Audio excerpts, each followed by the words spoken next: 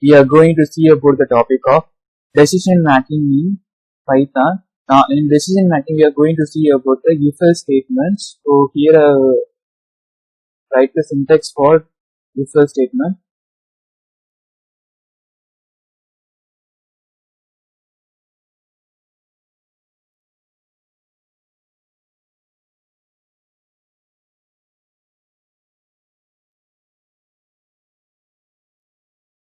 So, here if condition, give a particular condition. The condition is true means it automatically executes this block. Suppose here condition is failure means it automatically executes from the else block. So this is for hooking function of if-else statement. So we see the example for it.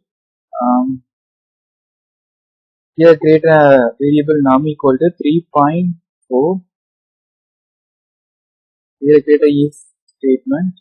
Here specify the condition. So num greater than 0. Here write the statement greater than 0. Now create a else part. So both if and else is a keyword.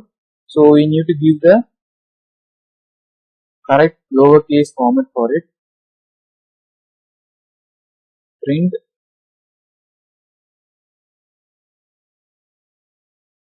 less than 0.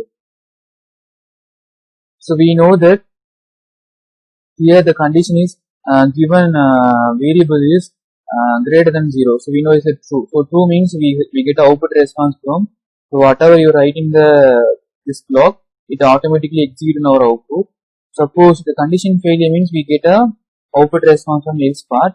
So now I press the F5 from the keyboard.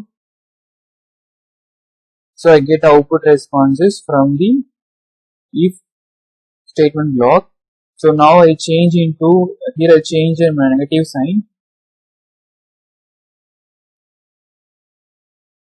So we know that, so negative means the first condition if statement is failure, so automatically we get an output response from else block.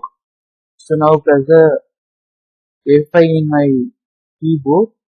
So we get an output response from the else block. So less than 0. So we get output responses less than 0.